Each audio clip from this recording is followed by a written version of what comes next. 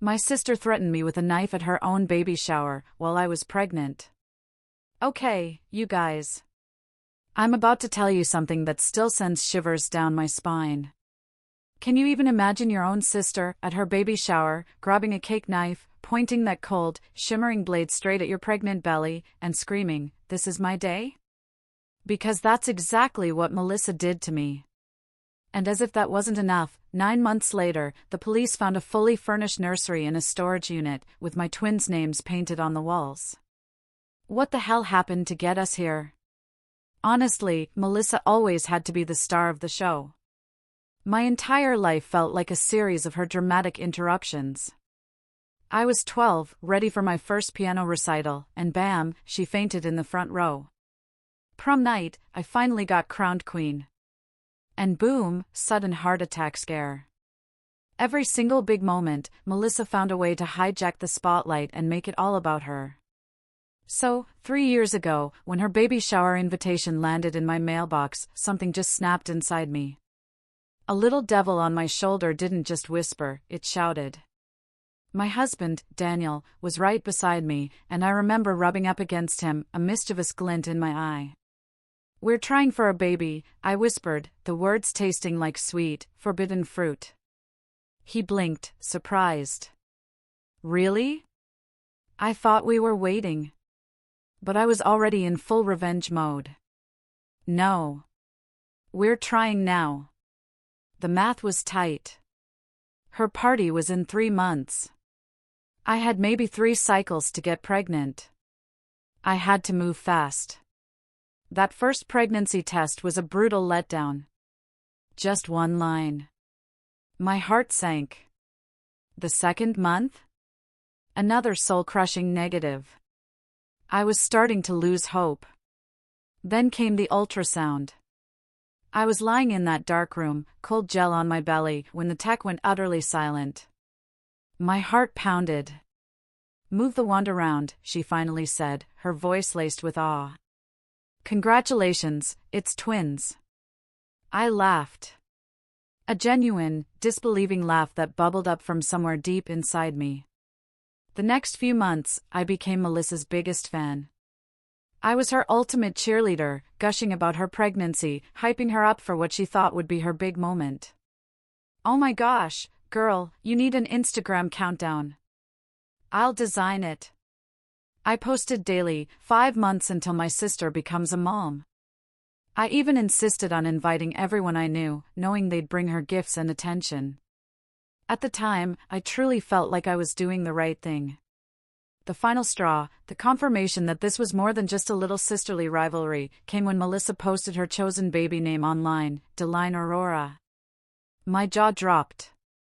That was my name, the one I'd scribbled in my diary when I was 15. A secret I'd never shared with a single soul. That little witch had been sneaking through my room for years. The morning of her party, I smiled extra sweetly as I curled her hair. When she started getting all emotional, teary-eyed, it took every ounce of strength I had not to burst out laughing. "If only one of us could be pregnant," I said, my voice dripping with false sympathy. "I'm glad it's me." Even Mom chimed in. "It's better this way, honey. Sarah's the prettier sister. The photos will actually be worth framing, you know?" I applied Melissa's lipstick with careful precision. "You deserve this," I said. "No interruptions this time," Melissa responded, her eyes narrowed. "This is my day." "Absolutely," I agreed, a mischievous glint in my eyes. If there was one thing Melissa could do, it was plan a party. The backyard was a riot of beautiful balloons, a 3-tier cake. And even though everyone knew from her online posts it was a girl, she insisted on a dramatic reveal. I wore a loose dress, but if you looked closely, my bump was definitely there. Nobody was looking at me, though. Not yet. Or so I thought. I overheard Melissa pull Mom aside. "God, look at Sarah. She's gotten huge. If I didn't know better, I'd think she was the pregnant one." Mom laughed. "Well, you've always been the thin one, honey. Good thing, too, for the photos." Their giggling grated on my nerves. Finally, the countdown began. 3, 2, 1. Pop! Pink confetti exploded everywhere. "It's a girl!" Melissa shrieked, basking in the cheers and flashing cameras. Honestly, I was ready to stand up, make my announcement, and ruin her entire mood. But then, my morning sickness hit. Hard. I barely made it to the bathroom, hand clamped over my mouth. When I stumbled back out, everyone was staring, their faces etched with concern. The words just tumbled out. A flustered confession. Sorry, I stammered. It's just, the twins. They've been making me so sick. 6 weeks with twins, and I can't keep anything down." The silence that followed was deafening. Then, a literal explosion of noise. "Twins?" Aunt Martha shrieked. "Oh my gosh, Sarah!" The crowd shifted like a tide, pulling away from Melissa, surging towards me. Hands reached for my belly. A barrage of questions assaulting me. When did you find out? Do twins run in your family? Are they identical? Melissa's face cycled through shades of pink, then angry red, then a terrifying purple. I watched her chest begin to heave, bracing myself for the inevitable performance.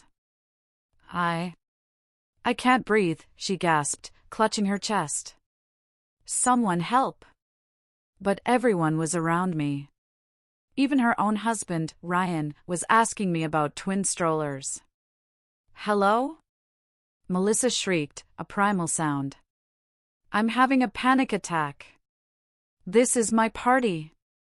Mom glanced over, visibly annoyed. Melissa, honey, not now. Sarah is having twins. Her first pregnancy. That's when Melissa completely lost it. She grabbed the cake knife. And for a terrifying second, I genuinely thought this was how I'd die. Death by baby shower. This is my day, she screamed, mascara streaming down her face. Mine! I've been trying for 3 years. Ryan, bless him, moved fast, grabbing Melissa's wrist and twisting the knife out of her hand. She stood there frozen, her whole body shaking like she was seizing. The knife clattered onto the floor and slid under the dessert table as Melissa's legs finally gave out. She dropped to her knees and started to wail. A heartbroken, guttural sound so loud I swear the neighbors probably heard it 3 houses down. Black mascara ran down her face in thick, grotesque streams as she pounded her fists on the floor, screaming that I'd ruined everything, that I always ruined everything, that this was supposed to be her special day. Mom rushed over, wrapping her arms around Melissa, rocking her back and forth, completely ignoring me, standing there in shock, my hand instinctively on my belly. At least 20 phones were pointed at us, everyone recording the entire meltdown like it was some kind of twisted reality show. Daniel grabbed my arm, his face completely white, pulling me towards the door. He asked if I was okay, urging me, we need to leave right now before things get worse. That's when Mom stormed over, her hand flying out. Slap, the sound echoed through the whole room like a gunshot. My cheek burned like fire. She screamed that I was a selfish witch who couldn't let Melissa have one single day without making it all about me. The room went dead silent, except for Melissa's ragged sobs. I heard several gasps. Daniel stepped between us, his voice a low, dangerous rumble. Back the hell off, or I'm calling the cops myself. Grace, my angel, appeared beside me, announcing loud enough for everyone to hear, I'm calling 911 if anyone else lays a hand on her. Nathan finally pushed through the crowd, looking like he'd seen a ghost, staring at what his family had become. Just then, Melissa suddenly bent over and threw up all over the floor, a disgusting yellow liquid splashing onto her expensive shoes. Ryan jumped up, saying they needed to go to the hospital right now because she was having contractions from all the stress. Mom immediately pointed at me, her voice cutting across the entire backyard. If Melissa loses her baby, it will be your fault. As Ryan helped Melissa to their car, she turned, her eyes burning with pure hatred. If I lose my baby, she shrieked, I'll make sure you lose yours, too. At least 10 people had their phones out, recording her chilling threat. Daniel squeezed my hand. "We're filing a police report immediately." We sat in Daniel's car in the parking lot, my cheek throbbing, the twins doing frantic somersaults in my belly from the stress. He called 911 to report the assault and the terrifying threat against our unborn babies. I texted Grace, begging her to save any videos. About 20 minutes later, 2 cops showed up, watching the footage Grace and 3 other guests had already shared. They took pictures of my red, swollen cheek and told us to file for a restraining order first thing Monday morning. 3 hours later, we were finally home. Daniel was making me chamomile tea, trying to soothe my frayed nerves. He sat next to me on the couch, admitting he was genuinely scared of what Melissa might do next, suggesting we stay with his parents. But I shook my head, my resolve hardening. No way, I wasn't letting her drive me out of my own home after everything she'd done. My phone started blowing up with notifications. Videos from the party had gone viral on TikTok and Instagram, plastered with hashtags like #BabyShowerMeltdown and #PsychoSister. Comments poured in, calling Melissa crazy, mom abusive. Others, though, said I was wrong for announcing my pregnancy at her party, even if she had it coming. At 7 the next morning, the doorbell started going off like someone was holding it down. Daniel, still groggy, looked through the peephole. It was Carol, Mom. Her face red and puffy from crying. She kept pressing the bell, then started pounding on the door. Daniel told me to stay back, opening the door just a crack, the chain still on. Carol immediately jammed her fingers through the gap, trying to force it open, screaming about the videos, demanding I come out and take everything down. Her voice grew louder, shriller, until she was basically shrieking that I'd ruined Melissa's life and destroyed our family. Daniel kept his shoulder against the door. "You need to leave." Carol started kicking, screaming that I was a monster, always jealous. Neighbors started peering out. Mrs. Chin next door recording everything in her bathrobe. Carol, seeing the audience, just amplified her performance, yelling about how I'd planned everything to hurt Melissa, that I was evil, that I always wanted to destroy my sister's happiness. Finally, Daniel threatened to call the police. Carol backed away, but kept screaming threats from the hallway for another 20 minutes before finally leaving. An hour later, Nathan called. His voice was utterly exhausted. Melissa was still in the hospital under observation. Doctors worried about her blood pressure. He begged me for a family meeting to work this out before things got worse. I could hear the desperation.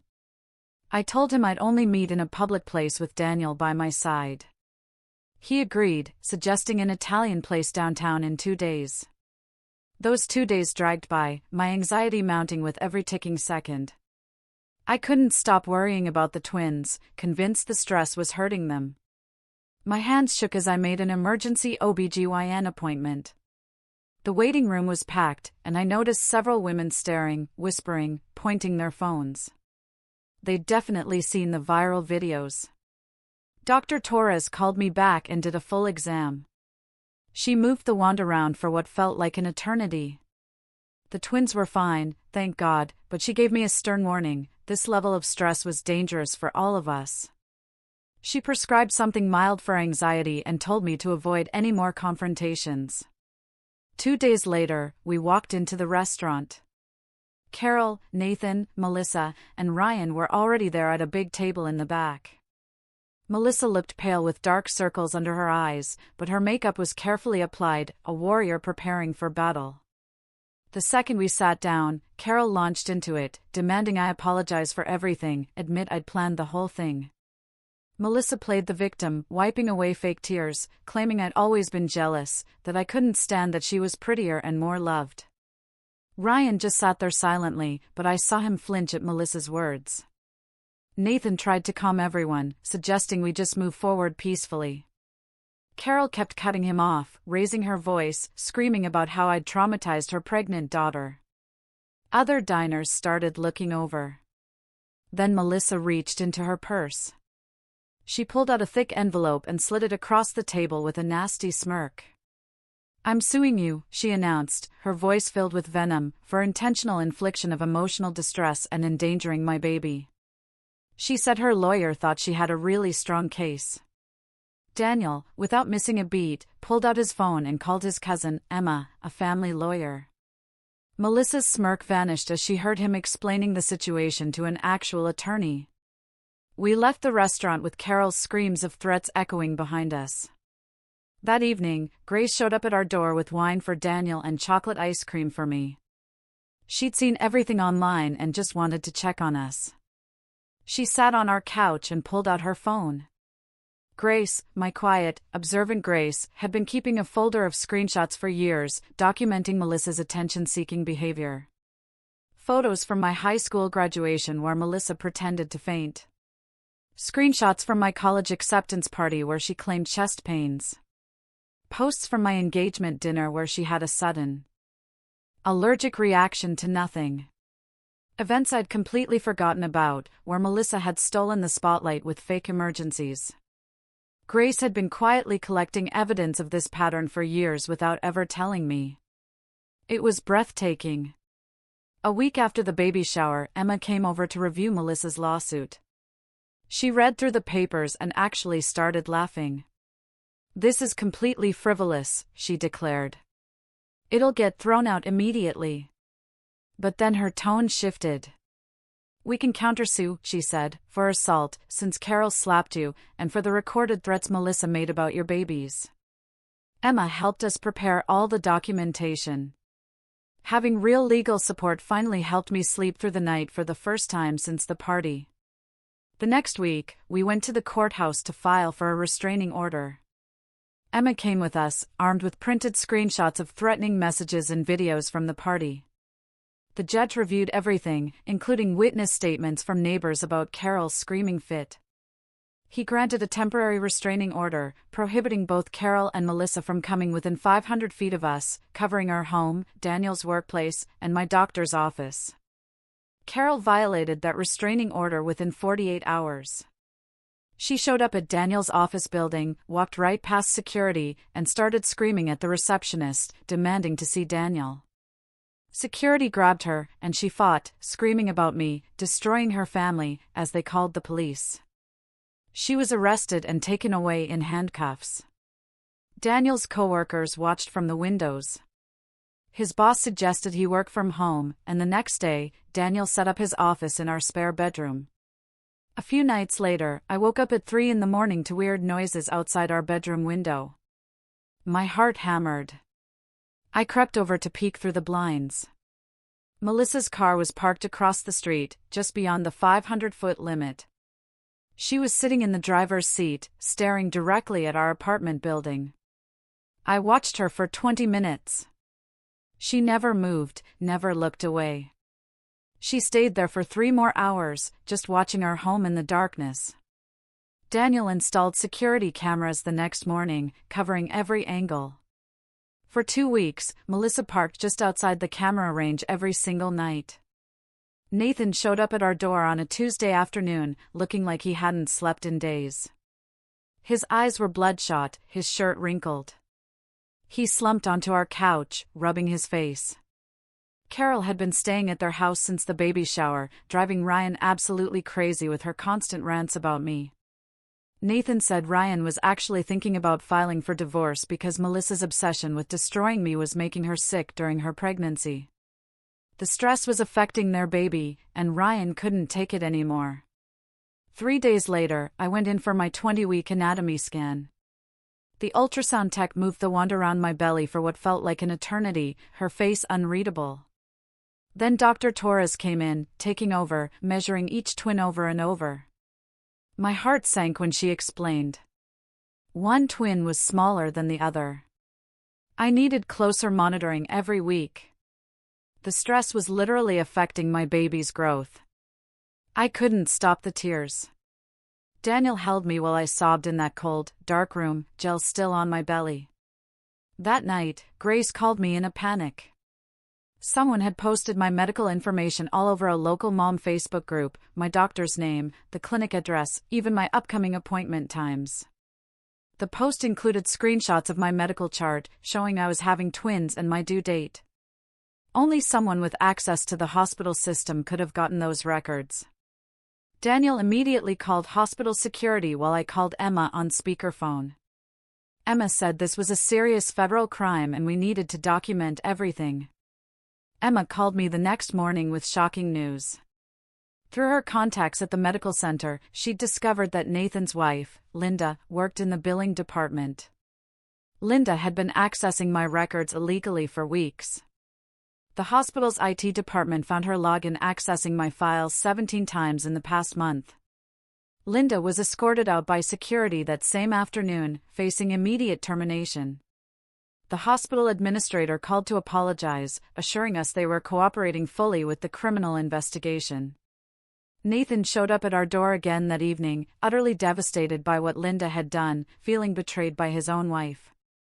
The next day, I got a text from Ryan. My hands shook as I read it. He was apologizing for Melissa's behavior, admitting she'd been keeping a notebook since high school filled with ways to destroy me. He'd found it hidden in their closet. Pages and pages of plans dating back years. Ryan was genuinely scared for their baby and was meeting with a custody lawyer the next morning. He even offered to testify on our behalf. 3 weeks after the baby shower, everything exploded online again when Melissa posted a completely made-up story on Facebook. She claimed I'd been stalking her for months, including doctored photos to make it look like I was following her. The post had fake text messages showing me threatening her and her baby. Within hours, the post had been shared hundreds of times in Buffalo mom groups. Strangers started sending me death threats through Facebook and Instagram. Someone even posted our home address, saying I deserved whatever happened to me. Daniel contacted the FBI that afternoon about the cyberstalking and death threats. They took it seriously, opening an investigation. Meanwhile, my blood pressure kept climbing higher at every doctor visit. Dr. Torres put me on modified bed rest. I couldn't leave the house except for medical appointments. The twin size difference was getting worse, and she was worried about early delivery. Being trapped at home while Melissa spread lies felt like being in prison. Grace started taking screenshots of everything for a defamation lawsuit she was helping us file, documenting every lie, every threat, every piece of harassment for our legal team. Daniel took time off work to stay home and care for me full-time. He brought me breakfast in bed, sat next to me, reading to the twins, his hands on my belly, telling them how much we loved them. His voice was the only thing keeping me sane. 2 days later, the police showed up at our door with news about Linda. She was being arrested for the HIPAA violations, facing up to 10 years in federal prison. The investigation revealed she'd been feeding Melissa information about my pregnancy for months, copies of my ultrasounds, blood work results, even my weight at each appointment. Nathan, disgusted, filed for divorce that same day. Our family was completely broken apart, everyone taking sides. A month after the baby shower, I was sitting by my bedroom window when I saw a process server walking up to our door. My heart sank as Daniel answered and took the thick envelope. Melissa was suing both of us for alienation of affection and conspiracy to ruin her reputation. She was also suing for emotional distress, claiming we turned her family against her on purpose. The lawsuit demanded $500,000 in damages plus legal fees. We were already spending thousands on our lawyer for the restraining order and criminal cases. Now, we needed a civil attorney, too. The bills were piling up faster than we could pay them. Emma called that night and told me to come to her office first thing in the morning. I sat across from her desk as she spread out papers, making lists. She filed 3 separate lawsuits against Melissa for defamation, emotional distress, and harassment. She pressed criminal charges against Carol for the assault at the baby shower. Emma warned me this could take months, even years, but we had to fight back. 2 weeks later, I woke up at 3 a.m. with sharp pains shooting through my abdomen. Daniel drove me to the hospital, my hands gripping the door handle, trying to breathe through the contractions. The nurse hooked me up to monitors and called Dr. Torres, who rushed in, still wearing his pajama pants under his white coat. He gave me shots to stop the labor. The twins wouldn't survive if they came now at 24 weeks. I stayed in the hospital for 3 days on bed rest while the contractions slowly stopped. Melissa, of course, posted on Facebook about karma catching up to me while I was still hooked up to the monitors. Ryan showed up at my hospital room the second day with flowers hidden under his jacket. He sat in the chair next to my bed, apologizing for everything, telling me Melissa had been prescribed medication for her mental health, but refused to take it. He was documenting everything for their divorce, keeping records of her erratic behavior. 6 weeks after the baby shower, Grace organized what she called a support rally at our house. Cars filled our street. People I hadn't seen since college showed up with casseroles and baby gifts. My coworkers brought diapers. Our neighbors set up tables in the backyard. Everyone was talking about how crazy Melissa and Carol had become with their social media posts. We were all in the backyard when we heard screaming from the front. Melissa stood on our lawn, 8 months pregnant, yelling that I was turning everyone against her. Grace tried to gently guide her back to her car, but Melissa pushed her away. That's when liquid splashed onto the grass. Melissa clutched her belly. The ambulance arrived 15 minutes later while she screamed that I had caused her to go into early labor. The next morning, Daniel and I sat at the kitchen table in silence while our phones buzzed with messages. Everyone was talking about how Melissa had delivered a healthy baby girl. I felt a wave of relief that the baby was okay, despite everything. Carol called my phone that afternoon, her voice pure poison. She said Melissa had named the baby Delphina Aurora Sarah, adding my name just to spite me. Ryan texted me that he was refusing to sign the birth certificate until Melissa agreed to counseling. 2 months after the original baby shower, Grace threw me another one at her house. I was opening presents when a process server walked up and handed me papers. Melissa was seeking a restraining order against me, claiming I had caused her premature labor. The judge assigned to our case, it turned out, went to Carol's church. Emma was furious about the clear conflict of interest. Despite all our evidence and Emma's arguments, the judge granted Melissa's restraining order against me. We couldn't be within 500 feet of each other, which would make our upcoming court dates incredibly complicated. Emma immediately filed for recusal and started the appeal process, but it would take weeks. That night, I lay in bed, feeling the twins kick and roll, Daniel holding me while I cried. We were both exhausted from the constant legal battles. 10 weeks passed, lawyers filing papers back and forth while my belly grew bigger every day. Grace showed up at my door one morning carrying a dusty cardboard box. She'd saved all our childhood photos from when Carol had thrown them out years ago. I sat on the couch spreading them across the coffee table while Grace made tea. There we were, Melissa and I, at 5 and 6, arms around each other at the beach, both missing front teeth and grinning. Another showed us in matching Halloween costumes. Photo after photo of 2 little girls who actually loved each other once. My hands shook as I picked up one from my 8th birthday. Melissa helping me blow out candles. Her face lit up with genuine happiness for me. Grace sat down, rubbing my back while I cried. This wasn't about a baby shower or favoritism anymore. This was mental illness destroying what used to be a real relationship. Ryan called that same afternoon with news that made my blood run cold. He'd filed for emergency custody of baby Deline. He'd found a notebook where Melissa had written "Destroy Sarah" over and over for 20 pages. She'd also been refusing her prescribed medication and missed 3 psychiatrist appointments. The judge granted his petition immediately. When the custody officer showed up at Carol's house to serve the papers, Melissa completely lost it. She grabbed Deline and ran to her car while Carol blocked the officer's path. They disappeared before anyone could stop them.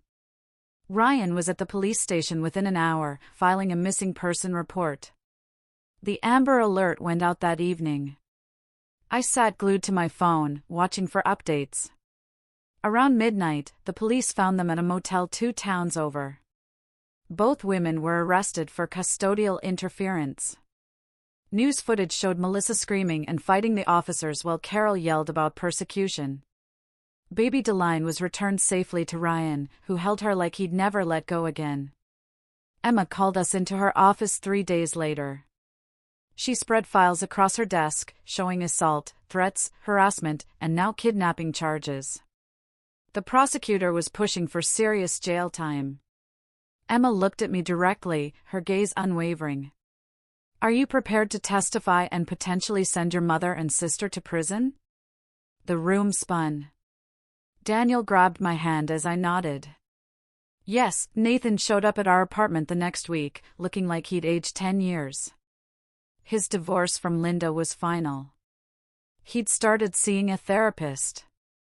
He sat at our kitchen table and apologized for 30 years of enabling Carol's favoritism toward Melissa. He admitted he'd always known it was wrong, but chose the easy path of avoiding conflict.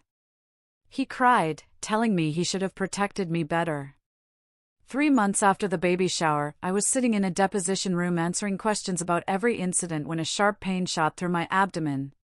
The lawyer kept asking questions while I gripped the table edge. Another contraction hit, harder. Daniel jumped up as I doubled over. The stenographer called 911 while I tried to breathe. At the hospital, Dr. Torres worked quickly to stop the labor. She checked the monitors constantly, explaining that the stress was triggering real labor at only 30 weeks. The twins needed more time. She managed to stop the contractions, but warned they could start again any moment. Meanwhile, Emma's appeal worked. The recusal was granted.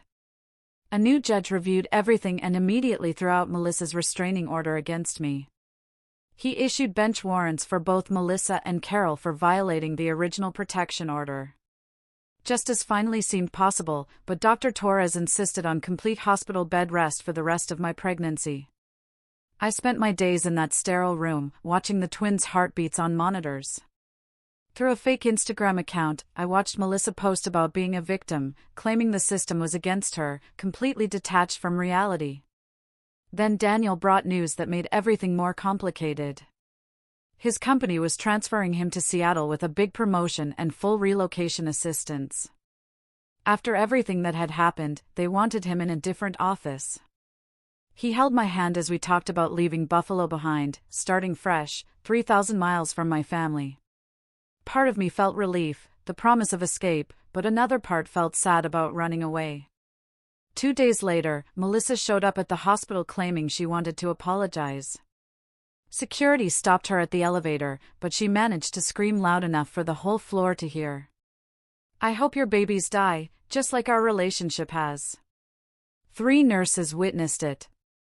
Security had to physically remove her. Emma added witness intimidation to the growing list of charges. Ryan showed up at my hospital window 14 weeks after that crazy baby shower, his daughter wrapped in a pink blanket. Baby Deline was so tiny and perfect, her little fingers grabbing at the air while she slept. He held her up to the glass so I could see her face better and mouthed that he'd filed for divorce. The papers were signed. He was moving to his mom's place in Rochester to raise her away from all this mess. I pressed my hand against the window, watching them leave. This innocent baby who had no idea what her mom had done. Emma called the next morning to tell me the district attorney was taking over our case completely. They were combining everything into one big criminal case against both Melissa and my mom for the kidnapping alone. We weren't just dealing with a lawsuit anymore, but actual felony charges that could mean real prison time. We'd have to testify as witnesses in a criminal trial now, not just some civil case. The arraignment was set for Tuesday morning. I watched the news coverage from my hospital bed.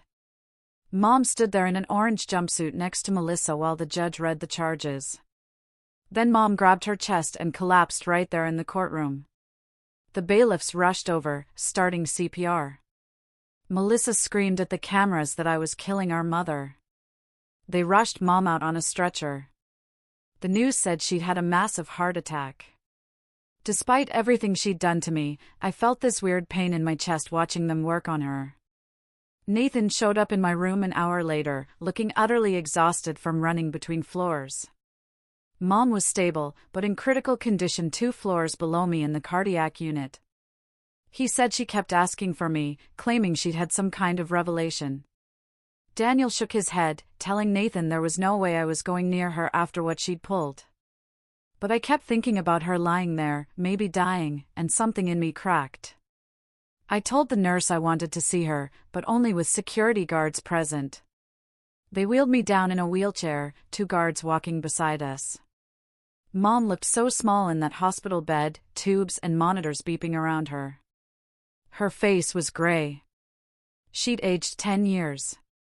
She reached for my hand with shaky fingers and started crying. She said she'd been living through Melissa because she was jealous that I'd made something of myself without her help. The words didn't fix anything, but hearing her actually admit it was something I never thought would happen. 2 weeks later, I was back in my room at 32 weeks pregnant, watching the local news run our family story for the 100th time. The headline, "Buffalo Family Feud Turns Criminal," scrolled across the bottom, showing photos from Melissa's Instagram. I rubbed my huge belly, a horrifying realization dawning on me: my twins would someday Google their family and find all this crap online forever. The thought made me want to throw up more than the morning sickness ever had. That's when the news anchor mentioned leaked documents from Melissa's psychiatric evaluation. The report showed she'd been diagnosed with narcissistic personality disorder and postpartum psychosis. Her lawyer was already changing their entire defense to claim she was insane. Ryan texted me that he was using the diagnosis to get full custody of Deline permanently. Grace showed up the next day with balloons and a small cake, saying she'd planned a do-over baby shower right there in my hospital room. Just our close friends came, maybe 10 people total, and we sat around eating cake and opening presents without any drama. Everyone talked about the nursery Daniel had set up in our new Seattle apartment, how perfect it would be for starting fresh. The twins' room was painted soft yellow with 2 cribs already assembled, waiting for us. Daniel never left my side through any of it, sleeping in that uncomfortable chair next to my bed every single night. I'd wake up at 3 in the morning to hear him whispering to my belly about all the parks in Seattle, the good schools, this whole plan for our new life mapped out. His voice was the only thing keeping me sane. Then 2 weeks later, all hell broke loose again. Melissa somehow escaped from her psychiatric hold. The news said she'd convinced an orderly she was having a medical emergency and slipped out during a shift change. Security footage showed her stealing a kitchen knife from the hospital cafeteria before heading to the elevators. She made it to the maternity ward entrance, screaming my name and waving the knife around. 3 security guards tackled her before she could get past the locked doors, but not before she terrified a bunch of new moms and visitors. The whole floor went on lockdown for 2 hours. This time, the judge ordered her held without bail. The prosecutor called me 2 days later, saying they were fast-tracking the trial because of the knife incident and my high-risk pregnancy. Emma, the assistant prosecutor, came to my hospital room with boxes of papers and a laptop to prep me for testifying. She showed me pictures of the evidence, videos from the baby shower, witness statements from everyone at the party, screenshots of Melissa's social media posts. The prep took 3 hours. Emma asking me about every single time Melissa had ruined my big moments, going back to when we were kids. Ryan showed up the next afternoon carrying Deline, who was wearing a tiny pink dress with ducks on it. He sat in the chair next to my bed and shifted the baby to one arm, pulling out his phone to show me pictures of her nursery. After about 10 minutes of small talk, he asked if Daniel and I would be Deline's godparents if anything happened to him. He said he knew things were crazy, but he wanted his daughter to know her cousins and have family who actually cared about her. Daniel squeezed my hand, and we both said yes, even though my chest felt tight, thinking about how broken everything had become. 3 days later, Dr. Torres came in during her morning rounds and circled a date on the calendar hanging on my wall. She said 34 weeks was as far as she was comfortable letting me go with all the stress, and the twins were big enough to do fine. The C-section was set for next Thursday. My babies would arrive right in the middle of Melissa's trial. I spent that whole night staring at that red circle, feeling like the universe had some sick sense of timing.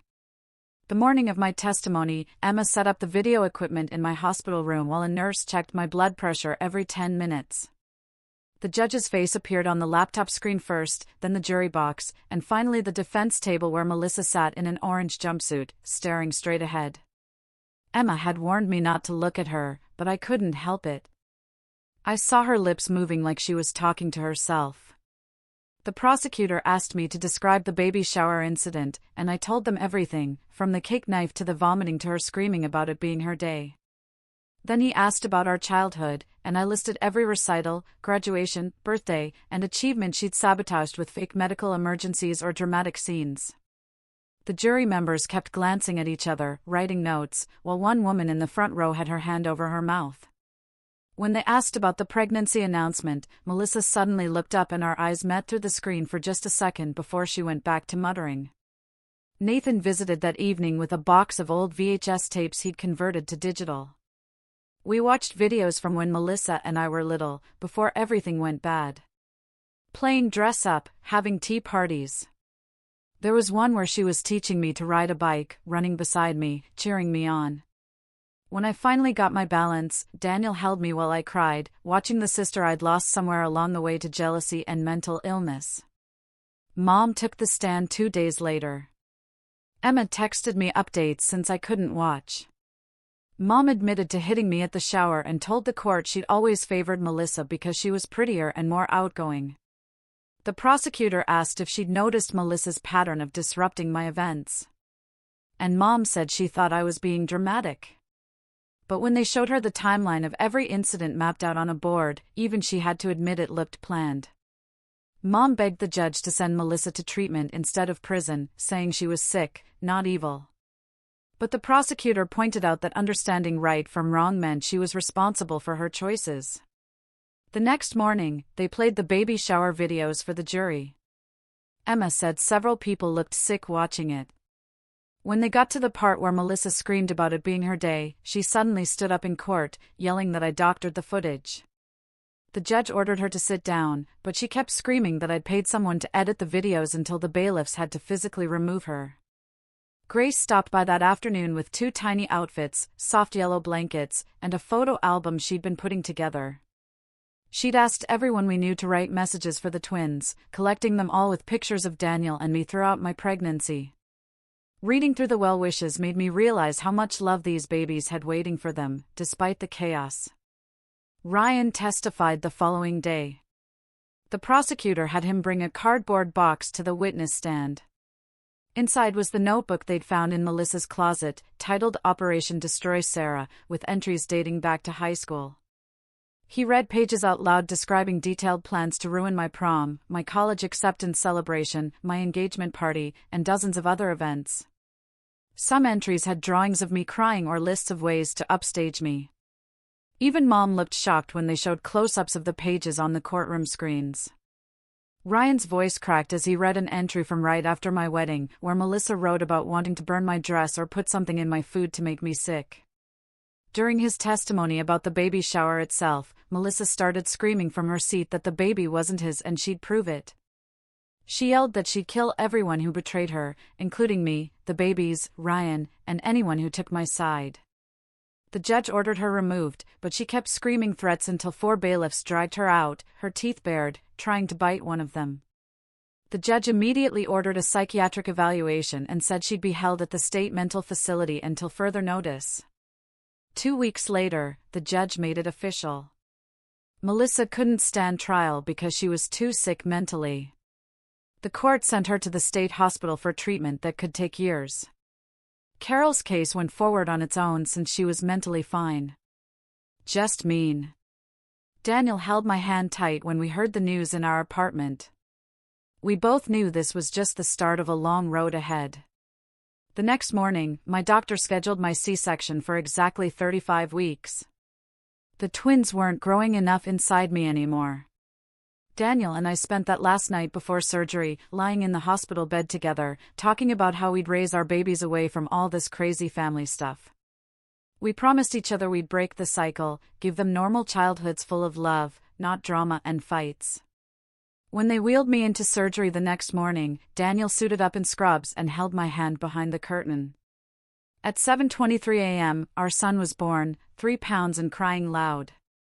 At 7:24 a.m., our daughter followed, even smaller, but fighting hard.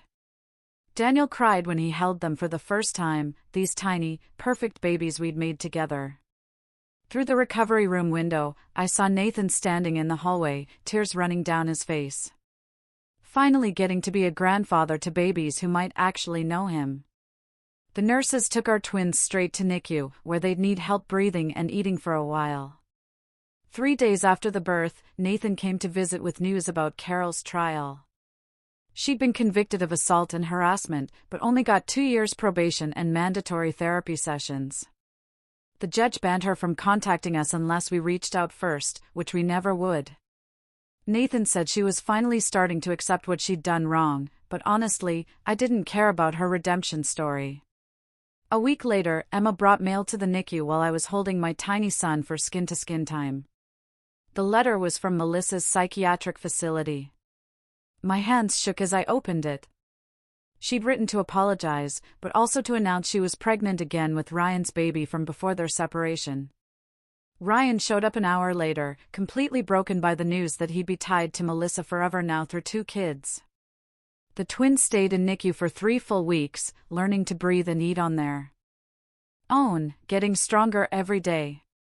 Grace visited daily, bringing updates on our Seattle house preparations, showing me photos of the nursery she'd painted soft yellow with clouds on the ceiling. She'd found us a great neighborhood with good schools and normal families who didn't assault each other at baby showers.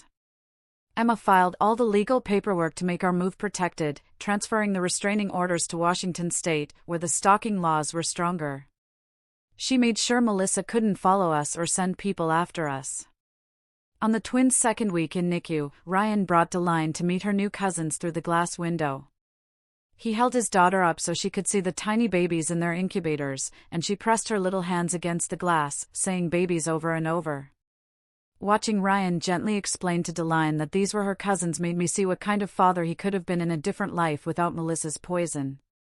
He promised me he'd keep Melissa away from us, that he'd handle her visits with Deline so we'd never have to see her again. 2 days before the twins were supposed to be discharged, Melissa's psychiatric team called with urgent news. She'd become completely fixated on my twins during her treatment sessions, telling everyone they were actually her babies that I'd stolen. The delusions were getting worse despite the medication, and she tried to escape twice to come find us. The psychiatrist strongly recommended we leave Buffalo immediately once the babies could travel. At exactly 3 weeks old, the twins finally hit their weight goals and could maintain their body temperature without the incubators. As Daniel signed the discharge paperwork, Nathan arrived with news that Linda had pleaded guilty to the HIPAA violations for accessing my medical records. She got 6 months in jail and lost her nursing license forever. Another domino falling in the chain of consequences from that baby shower. Our last night in Buffalo came 3 days later.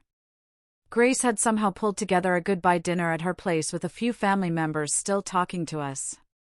Nathan handed us a thick photo album filled with pictures from before everything went crazy, back when we were all just kids playing in the backyard. He promised to visit Seattle once we got settled. The twins slept through most of the dinner in their car seats while people took turns holding them and crying. Grace made my favorite lasagna and kept refilling everyone's wine glasses, even though nobody was really drinking.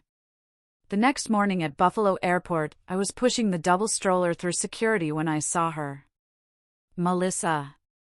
She stood near gate 12 with some kind of medical aid beside her, wearing sweatpants and a hoodie I'd never seen before. Her face looked puffy from medication, and her hands shook as she held a coffee cup. She saw us at the exact same moment I saw her.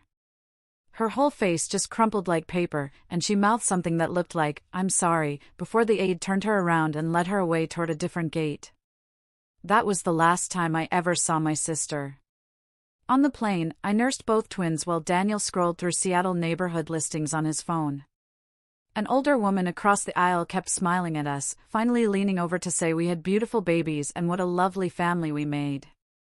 She had no idea we were basically refugees fleeing our hometown. When we landed in Seattle, my phone exploded with messages from Emma. Melissa had been committed involuntarily for at least 6 months after she'd threatened to find us and take what she called her babies. Ryan was filing for permanent custody of both kids since she'd been declared unfit. The legal battles would keep going without us there. Our new house in Seattle was perfect, with its big windows and quiet street, but I couldn't relax. Every doorbell made me jump. I checked the locks 3 times before bed and studied every face at the park like they might be someone Melissa sent. Daniel found us a family therapist who specialized in trauma, and we made our first appointment for the following week.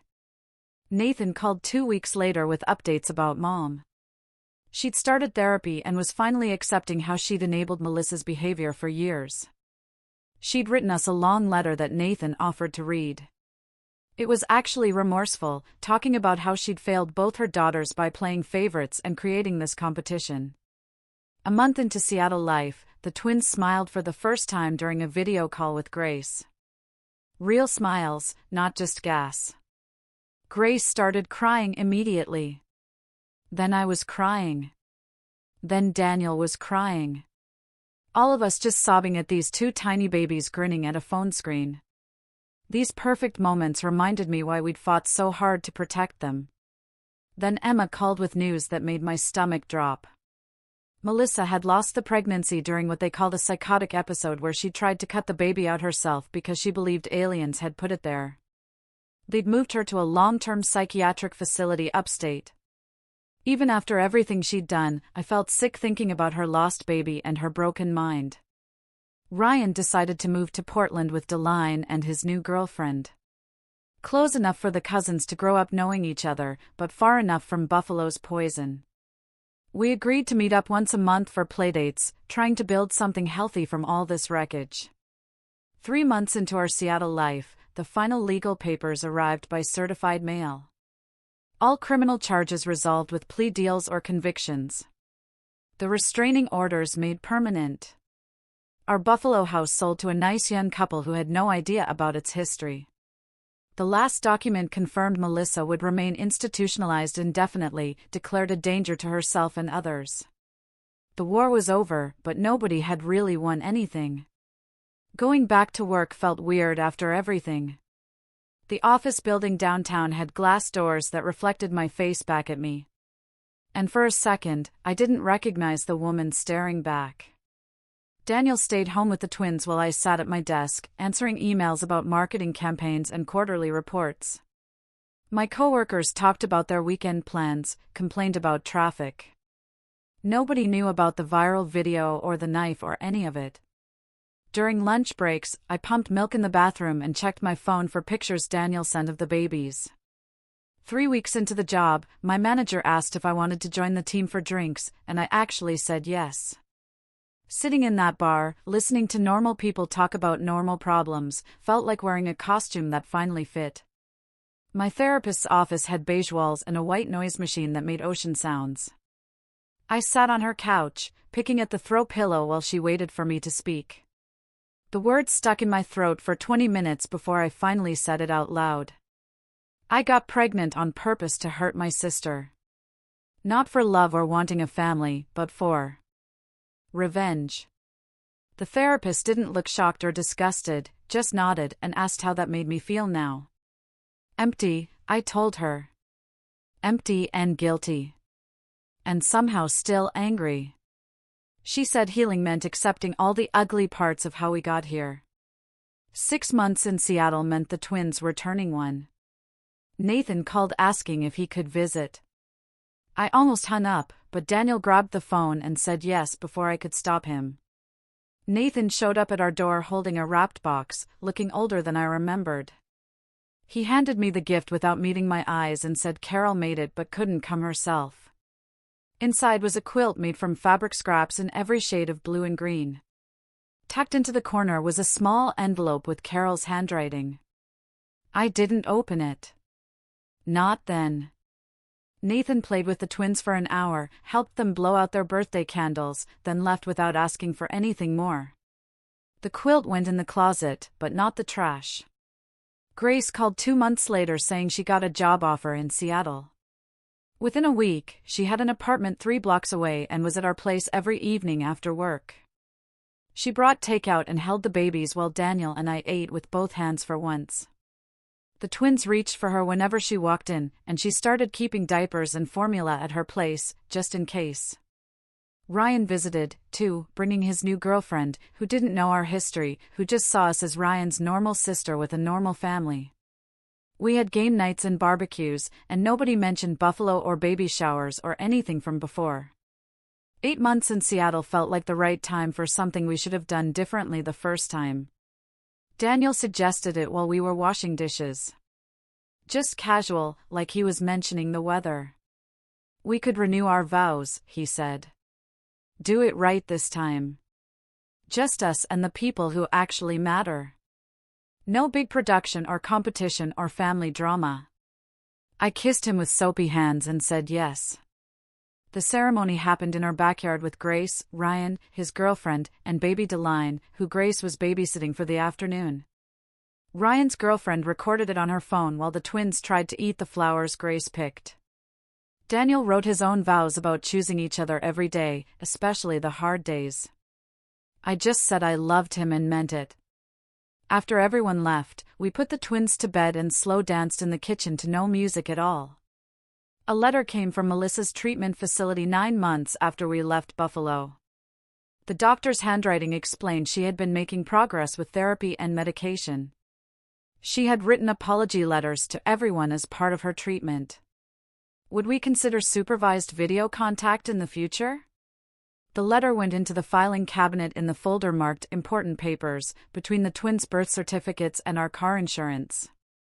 Maybe someday I'd answer it. Today wasn't that day. The twins took their first steps on the same rainy Tuesday while I was folding laundry. First, one twin stood up using the coffee table. Then the other saw and had to copy. They wobbled toward each other and collapsed in a pile of giggles. Daniel said something about them already competing, and we both froze. Then he laughed. Competition can be good, he said, like who can give the best hugs or be the kindest. We were writing new rules for our family. Some nights I dreamed about Melissa, but not the woman who held the knife. I dreamed about the sister who taught me to ride my bike in the driveway. The one who split her Halloween candy with me even though I dropped mine in a puddle. The girl who existed before everything went wrong. I woke up crying from those dreams, grieving someone who might have only existed in my memories. Daniel held me without asking questions because some pain doesn't need words. 1 year in Seattle meant 1 year since the baby shower.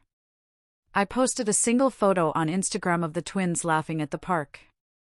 The caption read, "The best revenge is a life well lived." And I turned off comments before anyone could respond. Some stories didn't need audiences anymore. The park near our house had baby swings and a sandbox where the twins could dig for hours. Daniel pushed them while I sat on the bench with my coffee, watching our little family that we built from chaos. A woman sat down next to me and commented on how calm and happy we all looked together. For the first time, I believed her. The twins would know their story someday, when they were old enough to understand that families can break and heal again.